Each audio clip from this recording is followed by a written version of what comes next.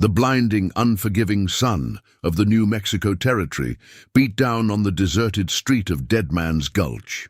It was the harsh, waterless summer of 1880, and the name William H. Bonney was already a curse on the lips of lawmen and a whispered prayer among the dispossessed. Billy the Kid and his companions rode in slowly, their presence immediately amplifying the unnerving silence. The heat shimmered so intensely that the air felt thick, like breathing wet sand. The only sounds were the dry creak of a weather vane and the rhythmic, agonizing scrape of metal on stone. Billy, Tom O'Folliard, Charlie Baudra, and Doc Scurlock dismounted near the town's central plaza, their eyes immediately drawn to the source of the sound. Near the water trough, dry and cracked, stood two deputies, heavily armed, their boots resting on the rim of a freshly dug pit. Inside the pit, a man was laboring under the direction of a deputy whose face was a study in cold-bored cruelty. The victim, Silas, was a gaunt, raw-boned man with hollow eyes. He had no arms, having lost them years earlier in a mining accident. He was attempting the impossible, digging his own grave. He held the shovel handle wedged between his chin and shoulder, trying to scoop the dirt with agonizing, jerky movements, pushing the tool with his calloused foot. Each scrape was a mockery of human effort. The deputy in charge, a tall, sadistic man named Kane, watched with a sneer. "Faster, mule boy. The sheriff wants this hole deep enough to bury your shame, and I got a thirst to quench." The sheer grotesque cruelty of the scene brought the gang to a halt. Billy felt a cold knot form in his stomach. He was used to violence, but this twisted, unnecessary humiliation of a defenseless man was a kind of wickedness that offended his own brutal code. As Billy started toward the scene, a woman burst from the tiny church next to the plaza. Her name was Lilith, Silas's wife, and her face was a mask of despair and fierce determination. She ignored the deputies, running straight to Billy. "You're Bonnie," she stated, her voice trembling but steady. "They say you're a thief, a killer, but they also say you don't let a bully stand tall. My Silas, he only took a handful of gold dust from the sluice box. Not even enough to feed our daughter for a week. But Sheriff Judd said it was grand theft and ordered him to dig his own grave without his arms as a lesson to the pioneers." She sank onto her knees in the dust, her gaze unwavering. "Sheriff Judd owns this town, Mr. Bonney. He uses fear to drive out the homesteaders so his rich partners can take the water rights. He's making Silas dig this hole just to break our will. Please, Senor Bonney, don't ask for justice. Ask for mercy for Silas, and I will take care of the sheriff myself." Billy looked from the brave, broken woman to Silas, who had paused his impossible labor, his eyes meeting Billy's. In that look, there was no plea for help, only a profound exhaustion. Billy knew that the man's spirit was hanging by a frayed thread. He turned back to Kane, his hand instinctively going to the grip of his Colt 45. "Deputy!" Billy's voice was low, carrying a deceptive lightness. "That hole looks deep enough for one man. Why don't you ease up on the poor fella?" Kane laughed, a harsh, grating sound. "Well, look what the cat dragged in. The famous kid. Should have kept riding, boy. This ain't your fight. This is the law." "That ain't the law, partner," Billy corrected, his eyes narrowed. "That's just sadism." Kane drew his gun, a battered old army Colt, but Tom O'Folliard already had his Winchester aimed from the hip. "Try it, deputy. We'll make that hole a double." Kane, surrounded and outgunned, hesitated, his face flushing with impotent rage. "Thorne will hear about this, Bonnie. You're just delaying the inevitable." Billy took a step closer. "Tell your sheriff that the moment he forces that poor, defenseless man to lift that shovel again, he signs his own death warrant. Silas and his wife are under my protection now."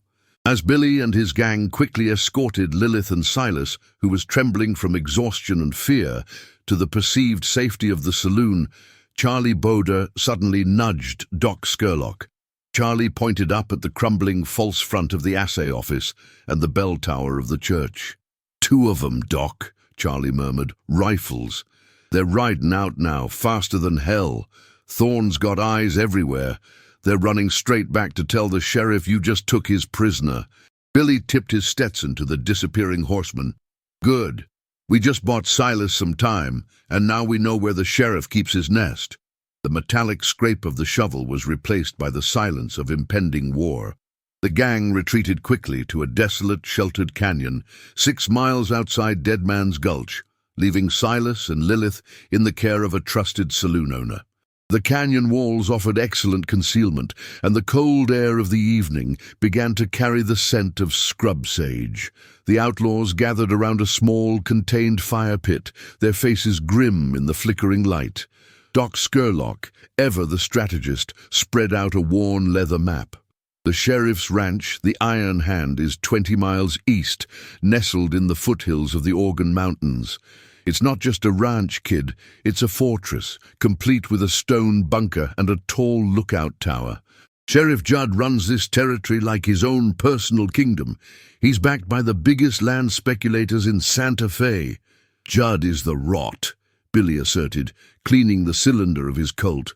But Kane is the poison, making a man without arms dig his own grave. That's not law, Doc. That's just a pig having fun. Kane needs to pay first. Tom O'Folliard checked the feed in his rifle. The 2 spotters we saw are already there. Judd will know we're coming. He'll expect us to hit the Iron Hand head-on to rescue Silas. We need to hit where he isn't expecting it. Jose Chavez, who knew every hidden path and dry wash in the territory, pointed to a thin, dotted line on Doc's map. There's an old supply trail, hardly ever used, that runs past an abandoned stagecoach way station, 2 hours from the ranch. It's how Judd moves money and prisoners without drawing attention.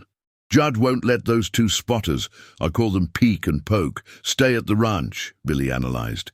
He'll send them out immediately to patrol the roads, looking for us, or maybe to intercept Silas if he rides out. They're the easiest targets, and they'll lead us to the main trap. The plan crystallized into a precision ambush. Charlie Boder was given the crucial, immediate task. Charlie, you're riding ahead. Find the way station. Set up your position. Peek and Poke will be riding that trail, cocky and unaware. When they pass, don't kill them. Shoot their horses and immobilize them. We need to interrogate them for Judd's full plan. Charlie, the quietest and most deadly with a rifle, nodded once, adjusted his scarf and vanished into the night. Doc Scurlock turned to Billy, his expression serious. Kid, Judd is smarter than Calderon. He won't be waiting at the ranch. He'll be waiting on the trail with a large posse, expecting us to pursue his decoys. We need to find out where he's laid his heavy trap. Exactly, Billy agreed, his eyes gleaming with the thrill of the hunt. We take Peek and Poke, we find out where Judd is hiding, and then we strike the Iron Hand when it's undefended. Tom, you and Jose stay with me. We meet Charlie at the way station. If we can't get the truth out of those 2, we send the message in lead. The tension in the camp was palpable. The outlaws checked their weapons, the sharp metallic clack of lever-action rifles and the soft snick of Colt hammers being checked. The scent of fear and impending gunpowder hung in the desert air. As the moon climbed higher, lighting the canyon walls in stark silver, Billy stood up, his youthful swagger replaced by the grim focus of a killer with a moral objective. Silas is safe for now, but Judd won't wait long. He wants that man's dignity destroyed. We won't let him have it. Tom O'Folliard mounted his horse, the creak of the saddle a loud intrusion in the silence. Let's ride, Billy. Time to go hunting. The 4 men departed the canyon, 4 shadows swallowed by the vast, silent night, riding toward the isolated stagecoach way station and the first act of their bloody vengeance. The abandoned stagecoach way station was nothing but a collapsing stone shell and a dry water tank, yet it was the perfect place for an ambush. The intense midday heat had returned, making the air heavy and still. Billy, Tom, Doc, and Jose were concealed among the ruined walls and overgrown weeds, their weapons poised. The sound of horses, 2 of them, riding at a confident, steady pace, announced the arrival of the targets. Peek and Poke, 2 of Sheriff Judd's hired guns, rode into the station, stopping their mounts near the dry tank. They were sweating profusely, their vests open, oblivious to the danger. I tell you, Peek, Poke muttered, wiping his forehead with a filthy handkerchief. "Barney won't dare ride this trail, too open. He'll hit the ranch." "He won't hit anything but air," Peake sneered, reaching for a canteen. "Judd's got 20 men waiting for him at the old mill. This is just a waste of time." Charlie Bodra's Winchester, fired from a hidden position on a distant ridge, barked twice. The shots were aimed with surgical precision, hitting the flank of Peake's horse and the saddle horn of Poke's. The animals bucked violently, throwing both men into the dust. Before the gunman could recover, Billy and the others sprang from cover. They were on them in an instant, Colts leveled and Winchesters aimed. "Don't move a muscle, boys," Tom Folliard barked, his voice rough. "You're guests of Billy the Kid." Peake and Poke, bruised and shocked, surrendered immediately. They were cruel when they had the upper hand, but total cowards when facing the grim reality of a cocked pistol. Billy stood over them, his gaze cold. "The mill, you said? Judd's got 20 men at the old copper mill, expecting us to ride in? What's at the Iron Hand?" Peake, shaking, stammered out the truth, hammered. "Only 5 men, guarding the stores, and a lot of dynamite. Judd's plan was to lure you to the mill, kill you all, and then blow up the supplies at the ranch. Says he'll blame you for destroying his own evidence of good work for the company." Doc Scurlock's face twisted in disgust. He was going to destroy his own ranch, just to cover his tracks and ensure no one questioned his authority. Billy knelt, his eyes fixed on Peake. And what about Silas, the man without arms? What was the real reason for the humiliation? Poke, desperate to save his own skin, rushed to answer. It was the judge, Judge Barrow. Silas was the only witness who saw Barrow sign the falsified water rights document.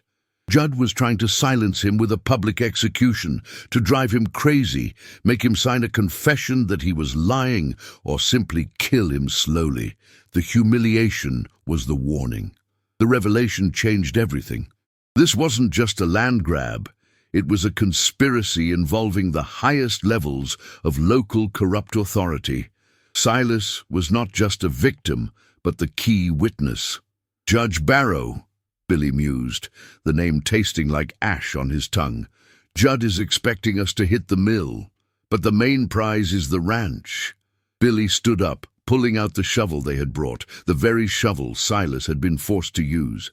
He walked back to Poke and Peake, who watched him with wide, terrified eyes. "You two enjoyed watching Silas struggle, didn't you?" Billy's voice was devoid of emotion. A helpless man, forced to dig his own grave for nothing more than the entertainment of the sheriff's men. He then forced the 2 gunmen, in agonizing slow motion, to struggle to lift the shovel with their chins and shoulders, mocking the labor of Silas. He made them stand in the shallow trench they had dug for their own waste. For Silas, and for the decency you let die in the sun. Tom and Doc, grim-faced, did the execution. 2 quick shots ended the lives of the sadistic spotters. Justice was dispensed in the desolate heat, leaving behind only the acrid smell of gunpowder and the buzzing of flies. "The mill has Judd's army," Doc said, checking his revolver. "But the ranch has the supplies, the documents, and the evidence of Judge Barrow's corruption. And Judd is expecting us at the mill." Billy mounted his horse, his eyes focused on the distant, silent foothills. "We ride for the Iron Hand. We hit them where they're weakest, and we take everything they have. Jose, you stay here. You lead Silas and Lilith deep into the desert, far from the trails. Keep them safe until the sun sets on the sheriff." The gang split again, Jose taking the innocent deeper into the unforgiving landscape, while Billy, Tom and Doc rode hard, a trio of vengeance, toward the sheriff's unguarded fortress. Billy the Kid, Tom Folliard, and Doc Scurlock rode into Sheriff Judd's fortress, the Iron Hand Ranch, just as the sun began its brutal descent. The ranch was surrounded by a high stone wall, but the main gate was carelessly manned by only 3 bored deputies, expecting no trouble. The sheriff's mistake had been counting on his trap at the mill. "Doc, the tower. Tom, the stables. I'll take the main house," Billy commanded, his voice tight. No time for ceremony. In and out. The attack was swift and brutal. Tom, riding hard toward the stables, drew the immediate attention of 2 deputies. His aggressive, close-range shooting was reckless but effective, dropping both men before they could fully aim their rifles. Doc Scurlock, the most tactical, used the shadows to approach the stone lookout tower, silencing the guard with a single, precise shot from his Winchester. Billy, a blur of motion, sprinted toward the main house, his dual Colts spitting fire. The interior was quickly reduced to a battlefield of splintered wood and choking smoke. He encountered the two remaining guards in the parlor, men who were too slow, too shocked to react to the sheer speed of his draw. They fell quickly, the sound of the gunfire echoing through the high-ceilinged room. The only man left was Sheriff Judd. Billy found him in his office, a spacious, oak-paneled room. Judd, a bulky man with the cold, hard face of an executioner, was frantically burning papers in a steel waste bin. The blue smoke, acrid and toxic. He spun around, drawing a heavy, nickel-plated Colt, his face contorted in disbelief and raw hatred. "Bonnie, you were supposed to be dead at the mill!" Judd roared, his voice thick with rage. "I don't dance to your tune, Sheriff," Billy said, leveling his own gun.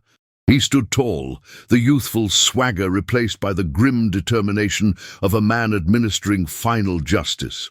"You betrayed your badge, you tried to humiliate a defenseless man for fun, and you tried to murder a key witness. That's enough to hang you twice. You're an outlaw, you have no authority," Judd screamed, his hand gripping his weapon.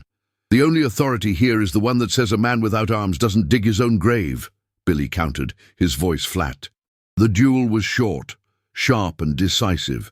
Judd, heavy and slow, fired wide, his bullet lodging harmlessly in the wall. Billy, moving with the terrifying speed that had already cemented his legend, fired twice. The shot slammed into Judd's chest, the impact knocking him backward over his mahogany desk. He crashed to the floor, amidst scattering papers and spilled ink, his eyes wide and vacant. The badge, the symbol of his corrupted power, rolled across the floor and stopped near Billy's boot. Tom and Doc rushed in, their faces covered in powder residue and sweat. "It's done, kid," Tom said, checking the perimeter. "We found the dynamite. It was set to blow the stables. We defused it. We also found a strongbox full of Judge Barrow's signed orders, forcing the settlers off their land. The sheriff's office is now closed," Billy announced, kicking the discarded badge into the blazing waste bin. "Burn every paper that links this man to Barrow. Leave the gold and the weapons. We only take the evidence."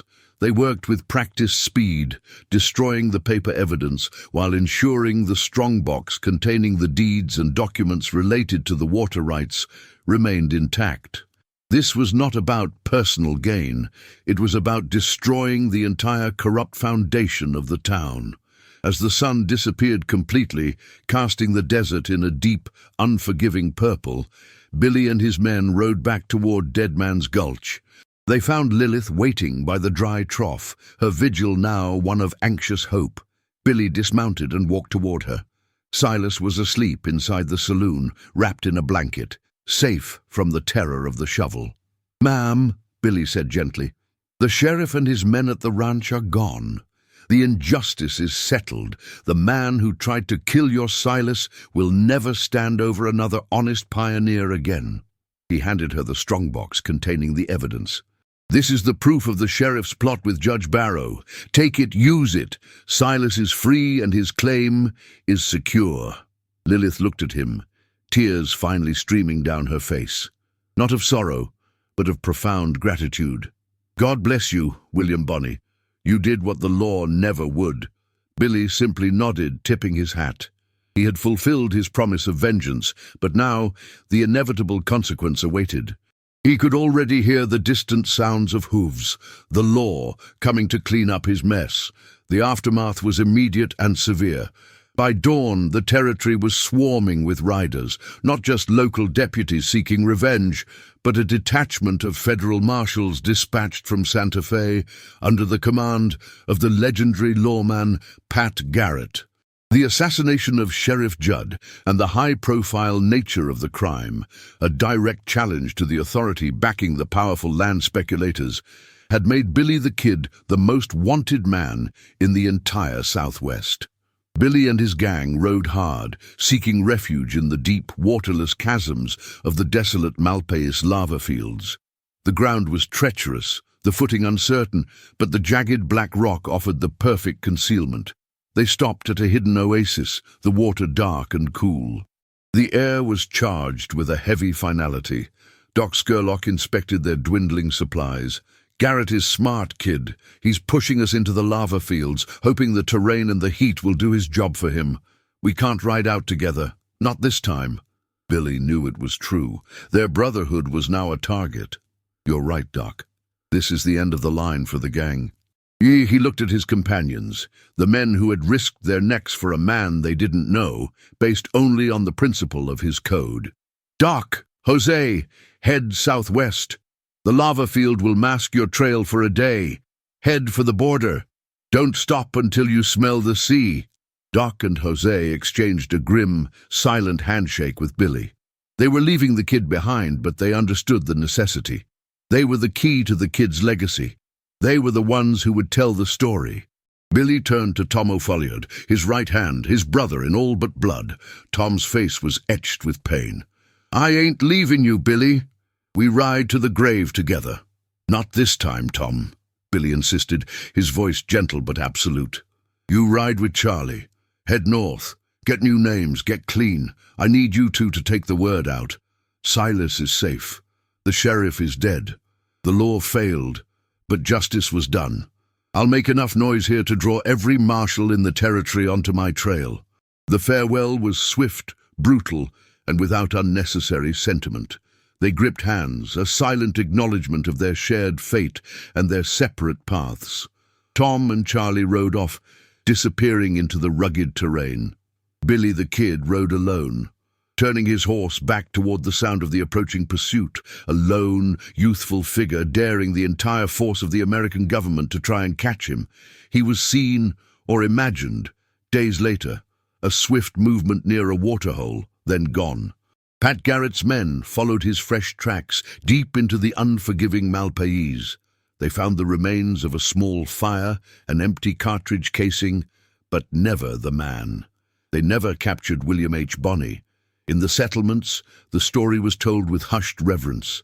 A nameless hero, a gunfighter with a boyish face and a heart for the oppressed, who had forced a sheriff to pay the ultimate price for his cruelty.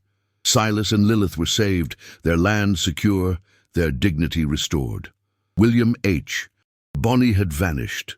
What remained was Billy the Kid, a spectral figure, a myth born from the blood and dust of the American frontier.